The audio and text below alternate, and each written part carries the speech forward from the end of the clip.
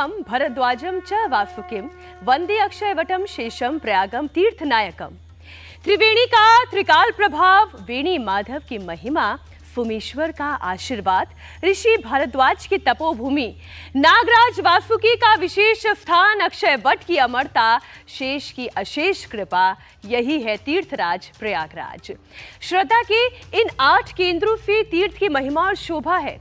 आदि शंकराचार्य ने जब कुंभ को जनप्रिय बनाया, उस काल में लोगों ने भी शायद ये नहीं सोचा होगा कि कालांतर में ये कुंभ इतना विशाल, इतना बड़ा स्वरूप ले लेगा, जहां सब एक होकर एक भाव के साथ संगम में डुबकी लगाते हैं। जैसे जल, अग्नि, पृथ्वी, वायु और आकाश, प्रकृति कोई भेद नहीं करती। जैसे माधव के लिए सब एक हैं, समोहम सर्वभूतेषु नामे देषु अस्ति न प्रियः, ये भजन्ति तु मां भक्त्या मही ते तेषु चाह्ययम्। माधव के लिए ना कोई प्रिय है ना कोई अप्रिय, बस उन्हें जो मन में भजता है वे माधव में है और माधव उनमें है। यहाँ ईश्वर और मानव का भेद खत्म हो जाता है। ठीक वैसे ही जैसे प्रयाग के संगम तट और संगम जल में भी एकता का वही संदेश है। अयोध्या से प्रयागराज तक सनातन की यात्रा और एकता के इस भाव को समझने के लिए आज बेहद विशेष हस्ती हमारे बीच में है। हमारे साथ हैं साध्वी ऋतंभरा सत्य सनातन में। ओम हरि ओम मा स्वस्तिना इंद्रो वेदस्रवा स्वस्तिना पूषा विश्ववेदाः स्वस्ति नस्तारिक्षो अरिष्टनेमिः स्वस्ति नो बृहस्पतिर्दधातु। गुरुर्ब्रह्मा गुरुर्विष्णु गुरुर्देवो महेश्वरा गुरुर्साक्षात् परब्रह्म तस्मै श्री गुरुवे नमः। तस्मै श्री गुरुवे नमः। गुरुजनों को प्रणाम करना ये हमारी सनातनी संस्कृति रही है। ठीक वैसे ही जैसे सभी सनातनी आस्था के इस महाकुंभ में अपनी संस्कृति को प्रणाम करने जा रहे हैं। साध्वी जी, कुंभ का मूल क्या है? कुंभ का मूल है सनातन धर्म की शाश्वतता। जो दृश्यमान जगत है वो सब, जितनी भी दृष्टिगोचर जगत है वो सब काल के गाल में समा जाता है, लेकिन वो अदृश्य सत्ता, वो चेतना, वो आत्मा जो शाश्वत है, जो सनातन है, जिसको मृण्मय जगत में चिन्मयी सत्ता के रूप में देखा गया है, उसका साक्षात्कार करने के लिए, उसको अनुभव करने के लिए, उस अमृत का पान करने के लिए, ज्ञान की उस भागीरथ में निमज्जित होने के लिए, त्रिवेणी संगम में अपने चित्त के, मन के कलमश ध्वस्त करके उस परम सत्ता से जुड़ने के लिए ये पूर्ण महाकुंभ के संगम प्रयाग के त्रिवेणी में इस स्नान के भारी महत्व हैं। आप समझती हैं, आप जानती हैं, सनातन है ये। सनातन का अर्थ क्या है? जो चिर पुरातन है और नित्य नूतन भी है, वो सनातन है। इसका महत्व ये है कि जब भी आपको अमृत चाहिए होता है तो आपको मंथन करना होता है। आप तो जानते ही हो, अंग गले तो उसकी शल्य चिकित्सा करनी पड़ती है और नीलकंठ बनकर मंथन की कीमत भरनी पड़ती है। एक ऐसा मंथन, किसी भी तरह का कोई भी मंथन जिसमें सबसे पहले अमृत की अगर आशा भी है तो पहले हलाहल निकलेगा। उस हलाहल को पान करने के लिए देवादिदेव महादेव स्वयं को प्रस्तुत करते हैं। बहुत सारे रत्नों का प्रादुर्भाव होता है।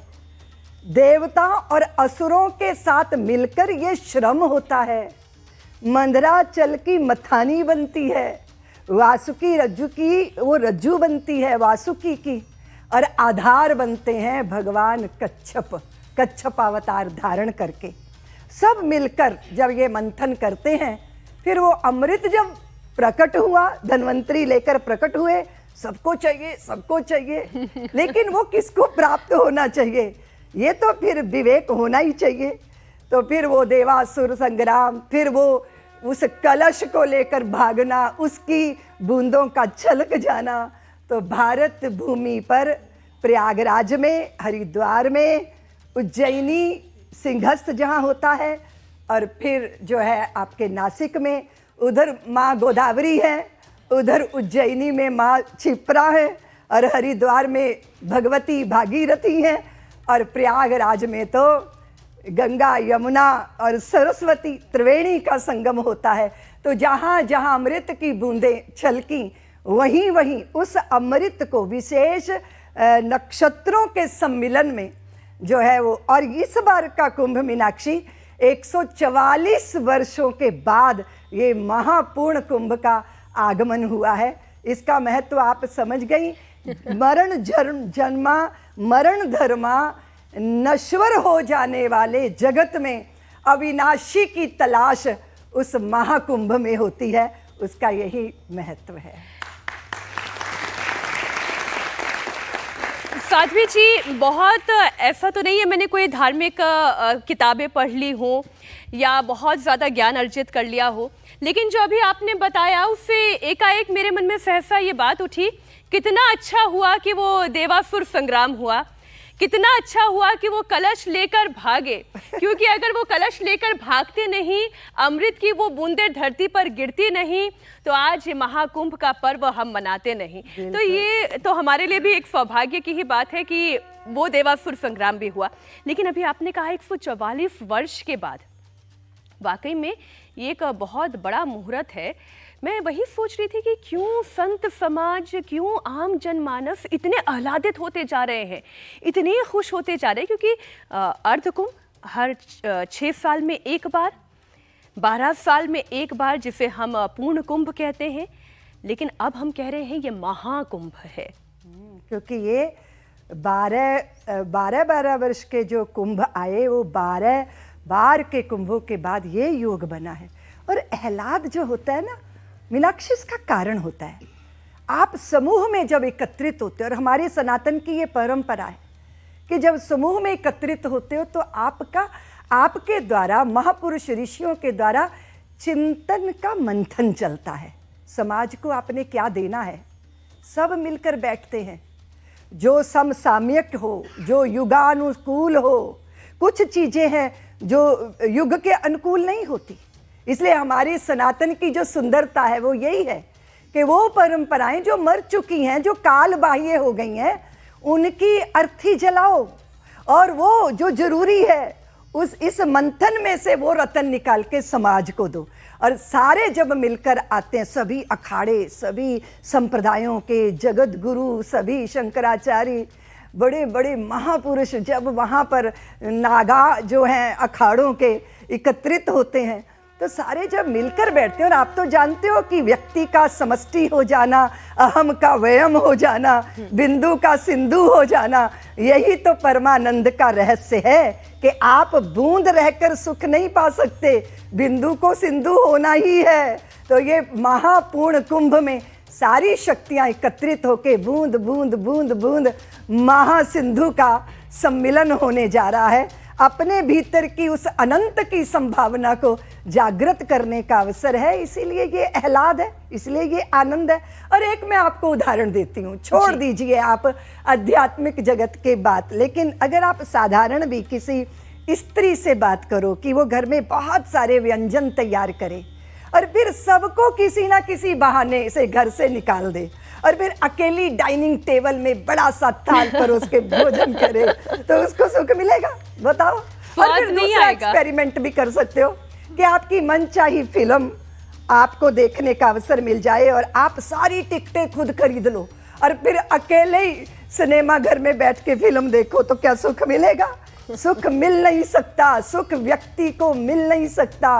व्यक्ति जब समष्टि हो जाता है, जब समूह में होता है, जब संगम हो जाता है, जब सारा समाज एक साथ होता है, जब अमीरी और गरीबी की दीवारें ध्वस्त हो जाती है।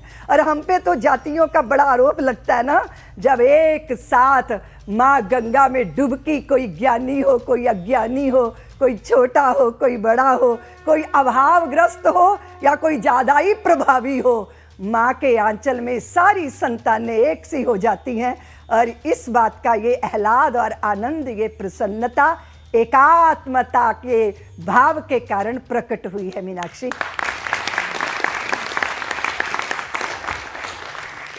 आपने एकात्म की बात की, एकता का ही एक बड़ा रूप है एकात्म, और इसी एकता को लेकर प्रधानमंत्री नरेंद्र मोदी ने भी संदेश दिया। उन्होंने जब महाकुंभ के बारे में कहा तो उन्होंने कहा ये महाकुंभ मानवता का संदेश है, एक हो पूरा देश। एकता का ये महाकुंभ जो एकता की मंत्र को ही सशक्त करेगा। एकता का मंत्र कैसे सशक्त होता है? केवल एक स्थान पर, एक प्रयागराज, एक जल, एकता कैसे आएगी? ऐसा है कि जब रूप और नाम में उलझ जाते हैं ना तो विविधता दिखाई देती है। आप सुंदर हो, मैं थोड़ी सी ऐसी हूँ, हमें भेद आ गया। आप स्त्री, कोई पुरुष है, कोई छोटा है, कोई बड़ा है। बाहरी जगत में जब जब आप जिसको भी देखोगे वो विविधता की वजह से भेद दिखाई देता है। अब ये घड़ा है, ये सुराही है, ये चिलम है, और चिलम तो बहुत ही हे दृष्टि से देखी जाती है क्योंकि उसमें तम्बाकू डाल के आग जलाई जाती है। सुराही की तो बहुत श्रद्धा से देखा जाता है क्योंकि उसमें जल रहता है। लेकिन वो तत्व पर जब दृष्टि जाएगी तो तमाम मिट्टी के बर्तनों में जो एक दिखाई देगा वो मिट्टी ही दिखाई देगी। रूप अलग है, नाम अलग है, पर तत्व एक है। और प्रयागराज संगम में जब इस तत्व का चिंतन होता है तो सारी भेद की दीवारें टूट जाती हैं। जब आप तत्व दृष्टि से चिंतन करते हो, अपने अंतर में उतरते हो कि वही मैं हूँ, वही मैं हूँ, ना कोई नाम है मेरा, ना कोई रूप है मेरा, परे जो नाम रूपों के, वही मैं हूँ, वही मैं हूँ, ना कोई कुल, ना कोई आश्रम, ना कोई धाम है मेरा, जो सर्वत्र सदा परिपूर्ण, वही मैं हूँ, वही मैं हूँ। इसका जब डिम डिम घोष होता है, जब एक का दर्शन हो जाता है ना मीनाक्षी, तब सब एक हो जाते हैं। इसीलिए ये प्रयागराज का कुंभ मानवीय धरातल पर जो चेतना है वो एकात्मता का अनुभव करती है। और बुरा मत मानिएगा, मानवीय एकात्मता ही नहीं, हमारे सनातन ने तो पशु पक्षी जड़ जंगम जड़ चेतन में एक ही का दर्शन किया है। और आपने सुना होगा मीनाक्षी, हमारे देश के एक बहुत प्यारे संत हुए नामदेव, रोटी बना के रखते जा रहे थे तो एक कुत्ता आया, रोटी उठा के चल दिया। वो उसको मारने के लिए डंडा लेके नहीं दौड़े, उसके पीछे घी का कटोरा लेके चलने लगे। नामदेव ने बनाई रोटी, कुत्ते ने उठाई, पीछे घी का कटोरा लिए जा रहे। प्रभु रूखी तो ना खाओ, थोड़ा घी भी लेते जाओ, कैसी शक्ल बनाई तूने स्वान की, मुझे ओढ़नी उड़ा दी इंसान की। तो नाना रूपों नामों के पीछे अब न कर पर्दा ए पर्दा नशी, हमने दर पर्दा तुझे देख लिया। तेरे दीदार की थी दिल में तमन्ना, सो तुझे लोग देखेंगे वहाँ, हमने यहीं देख लिया। तू हम नजरबाजों से छिप ना सका ए जाने जहाँ, तू जहाँ भी जाके छिपा हमने वहीं देख लिया। इसीलिए आप जानती हो मीनाक्षी, नेता जो है ना वो निजाम बदलते हैं पर साधु मिजाज बदल देते हैं और दृष्टिकोण बदल देते हैं और सोचने का देखने का तरीका बदल देते हैं। और आप जानती हैं कि नजर बदल गई तो नजारे बदल गए और किश्ती का रुख बदला तो किनारे बदल गए। दो बातें आप ये इसी उत्तर से मेरे मन में दो प्रश्नों को जन्म देती हैं। पहला प्रश्न तो ये है कि सनातन जो एकात्मवाद की तरफ ले जाता है, जो मानवता सिखाता है, जो सभी को बिंदु से सिंधु होना सिखाता है, लेकिन फिर इसी सनातन पर आक्षेप लग जाते हैं कि ये देखिए सनातन हिंदू धर्मावलंबियों ने ही जाति पाति का भेद बनाया। तो ये कैसी एक ही सनातन में दो धाराएं कैसे हैं फिर? नहीं, ये तो समझने का फेर है। हमारे यहाँ कभी जातीय विद्वेष नहीं रहा मीनाक्षी। हमने किसी कार्य में हुनर प्राप्त किया, वो हमारी पहचान बनी। हमारे यहाँ ब्राह्मणी के पेट से जन्म के कोई ब्राह्मण नहीं हो जाता, छत्री की छत्राणी की पेट से जन्म लेके कोई छत्री नहीं हो जाता। जैसे आप आम खाओ, ठीक है, फिर उसकी गुठली को बो दो तो आपको वो नस्ल का आम मिल जाएगा, वो बीजू आम कहलाता है। अगर आपको कोई विशेष प्रकार की नस्ल चाहिए तो उस गुठली पर आपको कलम चढ़ानी पड़ती है। उसको आप क्या बोलते हैं? कलमी कलम। आम। जी। तो जो ब्राह्मणी के छत्रानी के पेट से जन्म गए ना, वो छत्री या ब्राह्मण नहीं है। जब तक उन पर संस्कारों की कलम नहीं चढ़ाई जाती, तब तक ब्राह्मणत्व का जन्म ही नहीं होता, क्षत्रियत्व का जन्म ही नहीं होता। संस्कार चाहिए, नीचे से ऊपर उठना है, इसके लिए कोई भेद नहीं है। आपने देखा कि कोई राज ऋषि हैं तो ब्रह्म ऋषि हो गए, ब्रह्म ऋषि बनने के लिए तप किया, सबको अवसर है श्रेष्ठ बनने का। तो ये जो हम पे आरोप लगता है ना मीनाक्षी, मुझे थोड़ा उत्तर देना पड़ेगा। आप देखो, मनुष्य की बात छोड़ दीजिए, शौनक का आदि ऋषि इतने ऊंचे कुल के धरती पर बैठे हैं और सूत जी महाराज व्यासपीठ पे बैठकर उनको कथा श्रवण करा रहे हैं। ये तो चलो मनुष्य की बात हो गई। अब आप आ जाइए पंछियों के जगत में। सबको मैना बहुत पसंद है मीनाक्षी, तोते भी बहुत पसंद है, कौए किसी को पसंद आए? कौओं के लिए किसी ने कोई पिंजरा विंजरा बनाया? सोने चांदी का तो छोड़ो, लकड़ी का पिंजरा भी नहीं बनाया। और ऐसे पुरानी स्त्रियों को कौए कभी कभी अच्छे लगते थे। जब चिट्ठी पत्री देर से आती थी, मुंडेर पे कौआ बोलता था कि मेरी मुंडेर पे कौआ बोले, मेरा मन डोले, मेरा प्रीतम, मेरा प्यारा आने वाला है। दिल धक पक कर रहा है, लेकिन बार बार कौआ बोलता है ना, काऊ काऊ काऊ, तो वो ढेला उठाती थी मिट्टी का और उसको मारती थी कि तू काऊ काऊ करके पीड़ित कर रहा है कानों को, कोई आए चाहे ना आए, तू तो भाड़ में जा। ऐसा कौआ जिसको कोई स्वीकार नहीं करता, वो जब काग विसुंडी बनकर श्री राम कथा कहते हैं, तो पक्षी राज गरुड़ जी महाराज भूमि पर बैठकर कथा श्रवण करने का सौभाग्य प्राप्त करते हैं। इसीलिए सनातन कहता है, जात पात पूछे ना कोई, हरि को भजे सो हरि का होई। ये सनातन की आपने बात कही, आजकल एक चर्चा बहुत चल रही है कि सनातन का भी अपना बोर्ड होना चाहिए। जो सनातनी मंदिरों को, मठों को, उनके लिए एक बोर्ड होना चाहिए। क्या आपको लगता है कि प्रयागराज के इस महाकुंभ में, इस पवित्र समागम में सनातन बोर्ड की मांग भी उठनी चाहिए, ये चर्चा भी होनी चाहिए? ये चर्चा होगी मीनाक्षी, क्योंकि वक्फ बोर्ड ने जिस तरह की स्थितियां पैदा की हैं, और आज ही मुझे पता चला, हमारे भैया जी ने बताया कि वात्सल्य ग्राम श्री वृंदावन धाम में हमने बच्चों का बनाया ना, और मुझे आपको धन्यवाद करना है इंडिया टीवी को कि कभी कभी आपने वात्सल्य की झलक पूरी दुनिया को दिखाई है जी। आज मुझे पता चला वक्फ बोर्ड वालों ने वात्सल्य ग्राम में चिट्ठी भेजी है कि ये जमीन भी वक्फ बोर्ड की है। आप इस दुस्साहस को देख रहे हो? ये दुस्साहस है, ये धृष्टता है, और ये हो रहा है।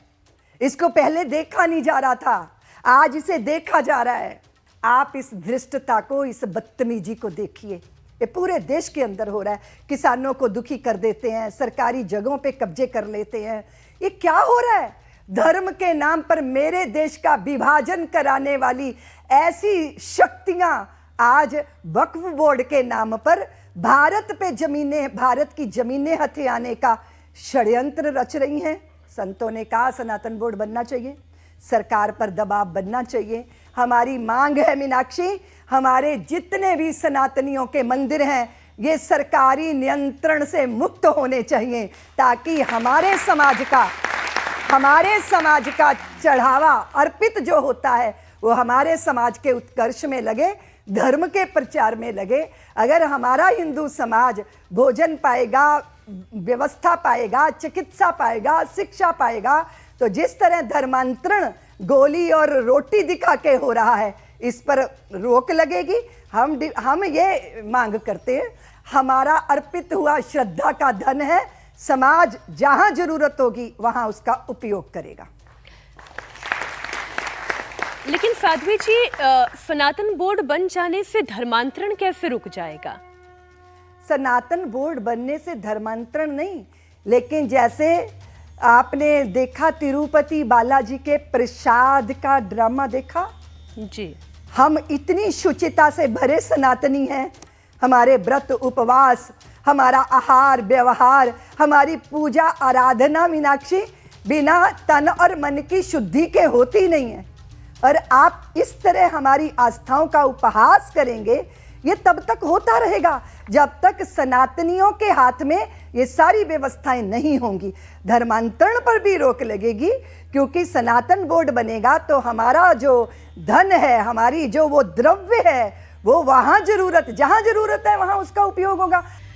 जब आप सनातन बोर्ड की बात कहती हैं तो एक पक्ष ऐसा भी है जो ये मानता है कि वक्फ बोर्ड को काउंटर करने के लिए सनातन बोर्ड की बात हो रही है।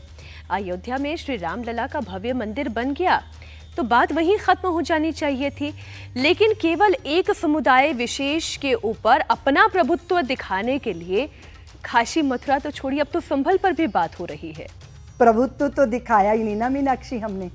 अगर दिखाया होता तो इतना दुस्साहस होता ही नहीं। हमको दावा करना ही नहीं आता, हमें अधिकार जमाना नहीं आता। हमने शरण दी, अपनी माँ के टुकड़े करवाए हमने तुष्टीकरण के लिए, प्रसन्न करने के लिए। एक उस पुत्र को पूछो जो भूमि को मातृभूमि नहीं मानता, भारत भूमि को माँ मानता है। अपनी माँ की भुजाएं कटा देना किस पुत्र को अच्छा लगेगा? हमने वो भी बर्दाश्त किया, सहन किया कि शांति हो जाएगी, शरण दी। लेकिन अब देखिए आप कितना दुस्साहस। इसको काउंटर करने के लिए वक्फ बोर्ड तो होना ही नहीं चाहिए, सारी उसकी जमीनें सरकार की हो जानी चाहिए, वे बात अलग है। लेकिन ये जो तिरुपति बाला का कांड सामने आया, उसके कारण सनातनियों के हृदय में बेचैनी हुई कि हमें ये सब पता ही नहीं कि हमारे साथ ये क्या हो रहा है। 1925 में गुरुद्वारा एक्ट बना लिया गया था अंग्रेजों को विवश करके, लेकिन आज तक मंदिरों के ऊपर सरकारी नियंत्रण है। इसकी चर्चा क्यों नहीं होनी चाहिए? होनी चाहिए, आज से 50 साल पहले होनी चाहिए। लेकिन चलो अब चेते हैं तो अब होनी चाहिए। दूसरी बात आपसे कहना चाहती हूं, संभल की बात में इसलिए पूछ रही थी आपसे क्योंकि अभी आपने हाल ही में संघ प्रमुख मोहन भागवत का भी बयान सुना होगा। उन्होंने तक ये कह दिया कि हर मस्जिद के नीचे मंदिर खोजना अब बंद करना चाहिए। देखिए बड़े कुछ कहते हैं तो उनके पीछे कोई दूरदृष्टि होती होगी, लेकिन हर मस्जिद के नीचे मंदिर है ही क्यों? खोजा तो वहां जाता है ना जहां ना हो। ये तो हमें पता है, किताबें बता रही हैं, इतिहास बता रहा है, सब कुछ, सब सच पता है। और मीनाक्षी, अयोध्या का सच तो भूमि के अंदर छुपा हुआ था, पर काशी विश्वनाथ का सच तो सामने है ना। पत्थर की दीवारें बता रही हैं कि हम भोले बाबा का मंदिर है, हमें मुक्त करवाओ। वो पत्थर पुकार रहे हैं, हम नहीं खोज रहे, वो स्वयं अपने आप को प्रकट कर रहे हैं, व्यक्त कर रहे हैं। आप इस दैदीप्यमान सूरज को बादलों से ढक तो सकते हो, पर इस सूर्य जैसे सत्य को झुठला नहीं सकते।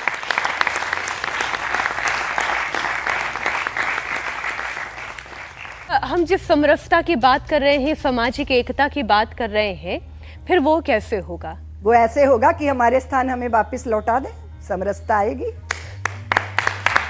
हमारे स्थान हमें वापस कर दें, और जो आक्रांता थे, हमलावर थे, उनको, उनके साथ अस्मिता भारत के किसी व्यक्ति को जोड़नी नहीं चाहिए। जिस दिन ये निश्चय हो जाएगा, समरसता भी होगी, एकात्मता भी होगी, आनंद ही आनंद है। इतना ही तो चाहते हैं। इस सच को सब जानते हैं। हमलावरों के द्वारा, आतताइयों के द्वारा कुंभ के ऊपर आक्रमण हुआ था। 6000 स्नान करते हुए भक्तों को आतताइयों ने मार डाला था। उनके साथ अपनी अस्मिता जोड़ना शोभा देता है? आप ये बताओ मीनाक्षी, मेरी बात विवादित हो जाएगी, पर मैं क्या करूं? विवादित बात करनी पड़ती है, सत्य है, विवादित नहीं है। इस देश में कोई व्यक्ति, बहुत दुनिया उसको देख रही है, अपनी संतान को जन्म देकर उसका नाम तैमूर रख ले, दिल पे छुरियां चलती हैं, क्योंकि उस तैमूर ने भारत की हजारों महिलाओं का शील हरण किया था, न जाने कितने लोगों का कत्ल किया था, मंदिर ध्वस्त किए थे। बुरा लगेगा ना? समरसता हमारी ही तरफ से क्यों, उधर से क्यों नहीं? ये भी तो होना चाहिए ना, इसकी भी तो चर्चा होनी चाहिए। इसलिए आप तो जानती हो मीनाक्षी, ज्यादा रगड़ा जाता है ना तो चंदन में भी आग पैदा हो जाती है। अब हम क्या करें?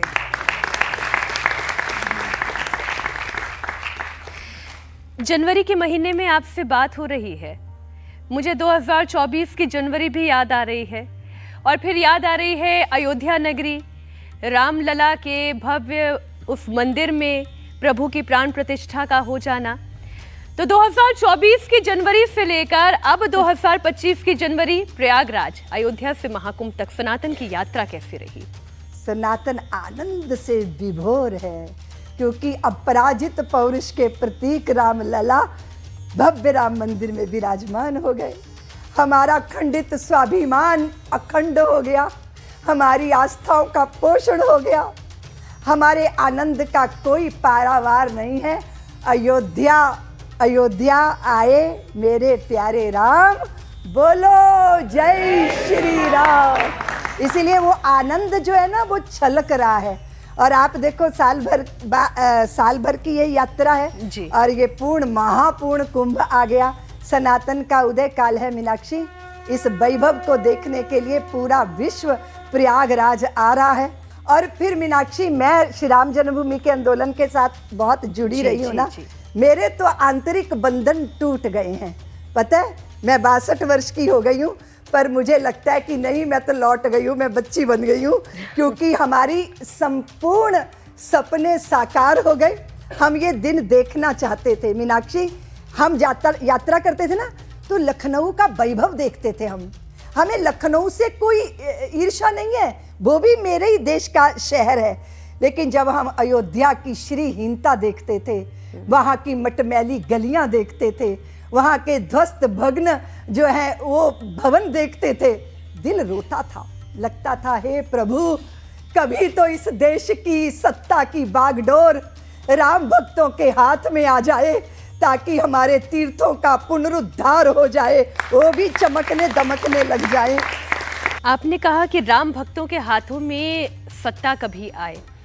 आपको लगता है केंद्र में मोदी और राज्य में योगी सही काम हो रहा है? बहुत सही हो रहा है, और जो होना है वो हम सब लोग दबाव बना के करा लेंगे, क्योंकि बिना रोए तो माँ भी दूध नहीं पिलाती।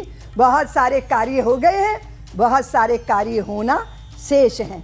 हमारे समाज के सामने बहुत सारी चुनौतियां। आपने ये बहुत मर्म छू लिया मेरा।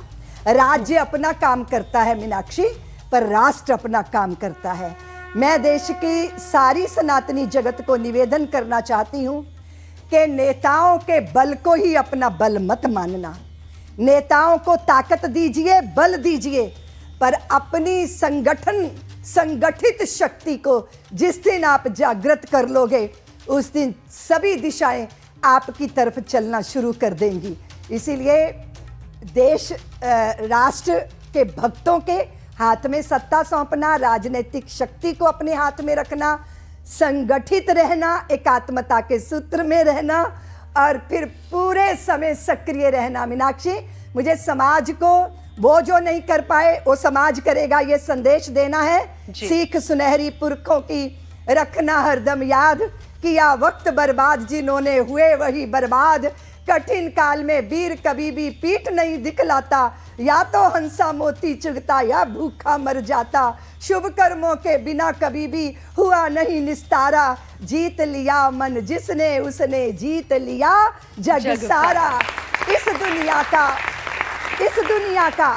दुनिया का सार एक है, नित्य आबाद रवानी, अपनी राह बना लेता है खुद ही बहता पानी। साध्वी जी, आप जिस तरीके से इतनी सुंदर पंक्तियों को जोड़ती हैं, अपने मन के भावों को रखती हैं, मैं आपको थोड़ा नहीं बल्कि अच्छा खासा पीछे ले जाना चाहती हूँ। जब आप छोटी थीं, जब आप इस पथ पर नई आगे बढ़ी थी, उस वक्त भी आप ऐसे ही लिखा करती थी? ऐसा था, हम गुरुदेव की शरण में आए और हमारे गुरुदेव बहुत, मतलब पूरा आसमान भारत का आध्यात्मिक नक्षत्रों से भरा है। पर मेरे गुरुदेव युग पुरुष श्री स्वामी परमानंद गिरी जी महाराज, वो एक दैदीप्यमान नक्षत्र हैं। उन्होंने हम लोगों को साधु क्या होता है, साधुता की सहजता, सरलता क्या होती है, हमें नहीं पढ़ाया मीनाक्षी उन्होंने, क्योंकि वो उस समय ध्यान की गहराइयों में होते थे। हमने उनका जीवन देखा, हमने देखा कि कैसे एक संत सिपाही बन जाता है, कैसे एक संत सेवक बन जाता है, कैसे वो परिश्रम करते हैं, कैसे वो निबिड़ जंगलों के अंदर प्रवास करते हैं, किसानों के बीच में बैठते हैं। हमने ना कोई ग्रंथ नहीं पढ़ा मीनाक्षी, हम तो उनके चरणों का अनुगमन करते रहे, देखते रहे, उनकी चर्या, उनका आचरण, उनका व्यवहार, उनकी वाणी श्रवण करते रहे। और हमने देखा, देख देख के, दर्शन कर कर के हमको पता चला कि साधुता वस्त्रों की बंधक नहीं होती। सब पुतले हैं हाड़ मांस के, अंतर्निहित भाव होता है। कुछ उज्जवल आलोकित रवि से कुछ में कुछ दुराव होता है। कोई दस्तावेज नहीं है इसको परिभाषित करने में। संत व्यक्ति या वस्त्र नहीं है, वो तो बस स्वभाव होता है। स्वभाव में साधुता, स्वभाव में सज्जनता। हमने अपने गुरुदेव से बस उनको देख देख के सीखा मीनाक्षी। और बोलना तो आता ही नहीं था, 2 शब्द नहीं बोल सकते थे, डरते रहते थे, कांपते रहते थे। और फिर जब गुरुदेव ने ध्यान के अनुभवों में से गुजारा, हमने वेदांत को श्रवण किया उनसे, और फिर उन्होंने हमको दिखाया कि देशभक्ति कैसी होती है, कैसे देशभक्त लोग काम में लगे हुए हैं। बस ये सब पाठ था। और फिर पढ़ने से नहीं होता मीनाक्षी, जब सामने जीवंत चरित्र हो, उनका दर्शन करके कुछ ना कुछ तो बुझे दिए में भी नन्ही सी चिंगारी छू जाए तो वो भी तो प्रज्वलित हो ही जाता है ना दिया। ऐसा था। एक महिला का साधु होना और एक पुरुष का साधु होना, दोनों में क्या बड़ा अंतर है? क्या चुनौतियां दोनों के लिए अलग अलग हैं या एक ही हैं? अरे बाप रे मीनाक्षी, क्या हुआ जिन दिनों में हम गुरुदेव के चरणों में आए, 1 2 3 4 महिला सन्यासी होंगी। हमारे लिए इतनी चुनौतियां थीं। सबसे पहले तो परिवार राजी नहीं था, और हम तो घर वालों को बिना बताए भाग गए थे घर से। 6 महीने बाद उनको पता चला। उसके बाद पकड़ पकड़ के वो ले जाएं। पूरे समाज में अपवाद बना, विवाद हुए, लांछन लगे, और परिवार इसको स्वीकार नहीं करता था। और हम साधुओं से छुप छुप के रहते थे मीनाक्षी, क्योंकि हमें लगता था कि कोई देख लेगा हमें तो हमारे गुरुदेव के बारे में उसका क्या विचार बनेगा। आपको पता है मीनाक्षी, सद्भावना यात्रा निकली। सद्भावना यात्रा कब निकली? 84 के दंगों में केसधारियों के साथ जो अत्याचार भारत की धरती पर हुआ, और उसका जो प्रतिक्रिया, अंदर आग लगी हुई थी पंजाब के लोगों में। तो बहुत प्यारे संत विरक्त शिरोमणि स्वामी वामदेव जी महाराज, मेरे गुरुदेव युग पुरुष स्वामी परमानंद जी महाराज, संतों ने, संत समिति ने सद्भावना यात्रा निकाली। यानी गाड़ियां भर भर के हरमंदिर साहब जाने के लिए दिल्ली से निकले। हम भी थे उसमें, पर छुपे हुए, गाड़ी के भीतर रहते थे, बाहर जाते नहीं थे। मैंने अधीर होके कहा, गुरुदेव हम संतों के बीच में कब बैठेंगे, कैसे होगा? तो गुरुदेव बोले, रितंभरा, जो मान्यता होती है ना, वो खींच के, छीन के प्राप्त नहीं होती। सदकर्मों में उतरोगी, धर्म के लिए लगोगी, तो संत भी स्वीकार कर लेंगे। और फिर मीनाक्षी, मेरा सद्भाग्य कि मुझे श्री राम जन्मभूमि के आंदोलन में काम करने का अवसर मिल गया। मैंने गीत गाए कि कंकर कंकर शंकर इसका प्राण प्राण में गीता है, जीवन की धड़कन रामायण पग पग पर बनी पुनीता है, यदि राम नहीं है सांसों में तो जीवन का घट रीता है, नरनाहर श्री पुरुषोत्तम का हम मंदिर भव्य बनाएंगे, सौगंध राम की खाते हैं हम मंदिर वहीं बनाएंगे। और जब ये संघर्ष हुआ और मैं गली गली, गांव गांव भारत की धूल को माथे पे धारण किया, ये सब करते करते, घूमते घूमते मीनाक्षी, हम पहुंचे सिरोही राजस्थान। बहुत प्यारे संत थे स्वामी राजेश्वरानंद जी महाराज। उस मंच पे संतों का मेला लगा था और मैं पीछे चुपचाप भीड़ में खड़ी थी। एक संत ने मुझे कहा, रितंभरा इधर आओ और हम संतों के बीच में बैठो, और तुम तो संतों की शक्ति हो रितंभरा, आओ मंच पर बैठो। ये वो समय था। अब सबके लिए बहुत सहज है, मैं तो उस प्रारंभ की बात कर रही हूँ। लेकिन धीरे धीरे गुरुदेव के चरणों में बैठकर हम सब वो जान गए मीनाक्षी कि शरीर ही स्त्री पुरुष का होता है, बाकी तो चेतना सबकी एक ही है, और वो है कृष्ण चेतना, प्रभु श्री राम की चेतना। ये जो आपने उस दौर की बात बताई कि तब बड़ा मुश्किल था महिलाओं का भी इस पथ पर आगे बढ़ना, अब तो समय बहुत बदल चुका है। अब आज की तारीख में यदि कोई ये कहे कि महिला साध्वियों का ये अधिकार है या पुरुष साधुओं का ये अधिकार है, मैं किन्नरों की जैसे बात करूं, किन्नरों का भी अखाड़ा नहीं था, किन्नरों का अखाड़ा बन गया, क्या इसके लिए कोई लड़ाई लड़नी पड़ी या वो धीरे धीरे करके अपने आप ही चेतना जागी और कहा ये एक महिलाओं के लिए भी सम्मान होना चाहिए, उनके लिए भी ये स्थान होना चाहिए? सर्व समावेशी धर्म है हमारा मीनाक्षी, सबको स्वीकार किया जाता है, उसके लिए लड़ने की जरूरत नहीं है। और अगर हम साधु हो गए, सन्यासी हो गए, अगर हमने शरीर का ही पिंड दान कर दिया, तो जो हमें प्राप्त है वो हमारे लिए साधन है। साधन उतने महत्वपूर्ण नहीं है जितनी साधना महत्वपूर्ण है। तो मुझे नहीं लगता कि अधिकारों की लड़ाई लड़ने की जरूरत है, कर्तव्यों के बोध से परिपूत होने की आवश्यकता है, और उसी के अनुसार साधन एकत्रित होते रहते हैं। मुझे इसको बहुत ज़्यादा विस्तार देना नहीं, लेकिन जो समाज उपेक्षित था, जैसे किन्नर समाज, जी, संतों ने उनको भी स्वीकार किया, और फिर वो अलग अखाड़ा नहीं हुआ, वो फिर जूना अखाड़ा के ही अंतर्गत हो गया। जी, तो हम सब जब एक व्यवस्था है उसके अंतर्गत ही सब समाते चले जाते हैं। थोड़ी सी अपनी एक अलग पहचान की चाह तो व्यक्ति में रहती है, लेकिन धर्म ही तो हमारी पहचान है, उसी में सब समा जाते हैं। मुझे नहीं लगता कि ये अधिकारों की लड़ाई या संघर्ष का विषय नहीं है, ये तो कर्तव्यों का यज्ञ है, जो जितनी आहुतियाँ दे उतना ही श्रेष्ठ है। कुछ प्रश्न अब मैं ऑडियंस से भी ले लेती हूँ। आप में से कोई प्रश्न पूछना चाहता है? आपने कहा कि कुंभ में सनातन बोर्ड की सारे संत समाज सरकार पे प्रेशर बनाएंगे, क्या कॉमन सिविल कोड के ऊपर भी कोई ऐसा प्रेशर बना सकते हैं संत समाज कि सरकार को चिताया जाए कि इसको भी हमें करना चाहिए? हाँ जी, वहाँ पे बहुत सारे तकरीबन 10-15 विषयों का एक बड़ा प्रस्ताव है, जिसमें समान आचारी संहिता पर भी संत इस विषय को लाएंगे। नदियों की अविरलता, उसकी पवित्रता, इस पर भी विषय आएगा।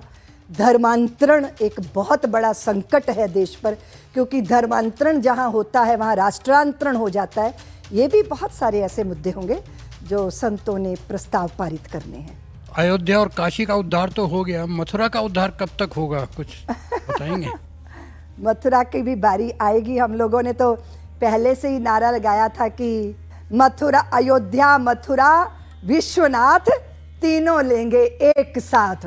इसलिए अयोध्या हो गया, काशी हो गया, काशी अभी बाकी है, हो नहीं गया, वो कॉरिडोर बना है, वो भारी से नंदी बाबा उधर ही देख रहे हैं जिधर भोले बाबा अंदर हैं, इसीलिए वो अभी होना है। और मथुरा का भी निश्चित रूप से कृष्ण जन्मभूमि मुक्त किए बिना हमारा आंदोलन, हमारी साधना अभी सफल नहीं है। इसमें क्या संभल को भी जोड़ सकते हैं?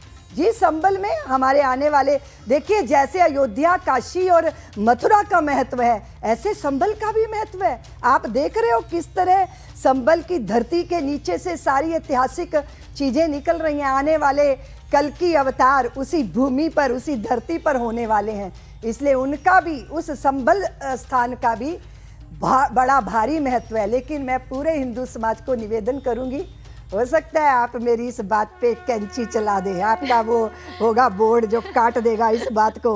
वो हिंदू समाज के संतानें जो 35 साल में ब्याह करके फिर 5-5 साल बालकों को जन्म नहीं देते, एक ही बालक को जन्म देते हैं, दूसरे की तो बारी नहीं आती, और एक तरफ जनसंख्या इतनी ज़्यादा, न जाने कितने शहर संभल जैसे भूमि पे दब जाने वाले हैं। इसलिए सनातनियों, चेतो, अपनी परंपरा की सरस्वती को मरुधरा की रेत में खो ना जाए, इसकी सजगता रखो, ये बहुत जरूरी है।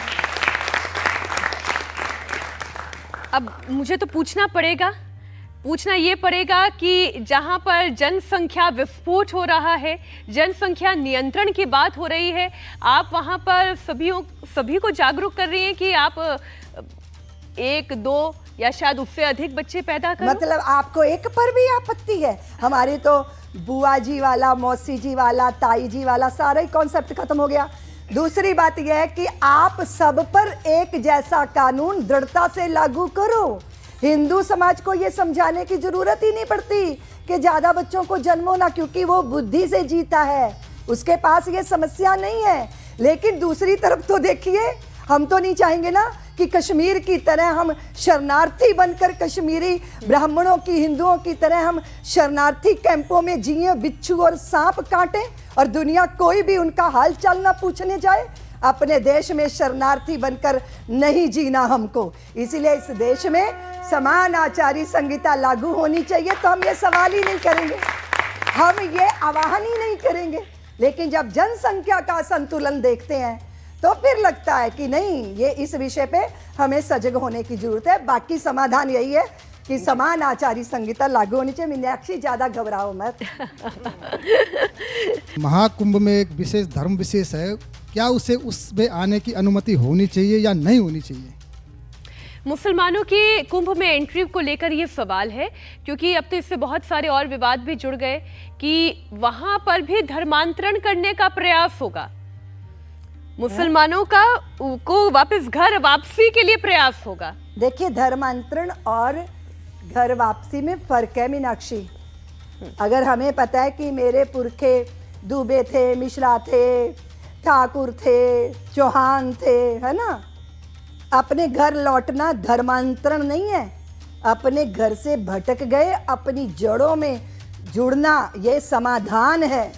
और जिस तरह की चर्चाएं ये आप कह रहे हो कि आना चाहिए कि नहीं आना चाहिए, जिस तरह के वीडियो सामने आ रहे हैं कि हर भोजन करने वाली, हर खाने वाली चीज़ में थूक के उसे हलाल किया जाता है, तो ऐसे में तो ये विषय मन में आता है ना। पहले तो कभी नहीं आया, लेकिन जब इस तरह की करतूतें देखी तो लगा कि अरे, हम तो वहाँ तन मन से पवित्र होने जा रहे हैं। और अगर इस तरह का सामने स्थिति है, इसीलिए ये स्वर उठ रहे हैं। बाकी समाधान यही है कि जो 800 साल पहले, 500 साल पहले दबाव से, भय से या प्रलोभन से अपने घर, अपने धर्म, अपनी संस्कृति से वंचित किए गए, उनका लौट जाना ही, लौट के आ जाना ही आज अब लौट चले वाला ही मंत्र है, जो होना चाहिए, बहुत जरूरी है और सबको भारी सुख मिलने वाला है।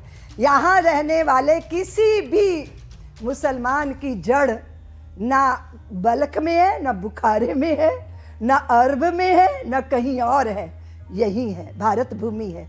और आप तो जानती हो मीनाक्षी, एक फिल्म देखी थी बहुत छोटे में हमने, उसमें एक गाना था, वो तीनों भाई बिखर गए थे या क्या हुआ था, एक का नाम था अकबर, एक का नाम था एंथनी, अमर अकबर एक का नाम एंथनी। अमर, लेकिन उनके पिताश्री एक ही थे, कृष्णचंद। ऐसा ही ये सच है। इस सच को स्वीकार कर लिया जाए तो भारत में हर चीज का समाधान है। श्री कृष्ण गीता में कहते हैं, रसो अहमप्सु कौन्तेय प्रभास्मि शशि सूर्ययोः प्रणवः सर्वदेष्टु शब्दः के पौरुषम नृषु। यानी कि हे कुंती पुत्र, मैं ही जल का स्वाद हूँ, सूर्य और चंद्रमा का प्रकाश हूँ, मैं ही मंत्रों में पवित्र अक्षर ओम हूँ, मैं ही अंतरिक्ष की ध्वनि और मनुष्यों में सामर्थ्य हूँ। जरा सोचिए, यदि इसे ही हम शाश्वत सत्य मान ले तो सूर्य के तेज में, संगम के जल में, चंद्रमा की शीतलता में, हजारों संतों के वेद ऋचाओं के उच्चारण के बीच में जिस सामर्थ्य को हम प्राप्त करने जा रहे हैं, संगम में स्नान करेंगे, वह ईश्वर से निकलकर यूश्वर में ही समाहित हो जाना ही है, नहीं तो फिर और क्या है। यह अध्यात्म आप कहिए, यह सत्य है, यही सनातन है, या फिर यूं कहें कि यह एक रहस्य भी है।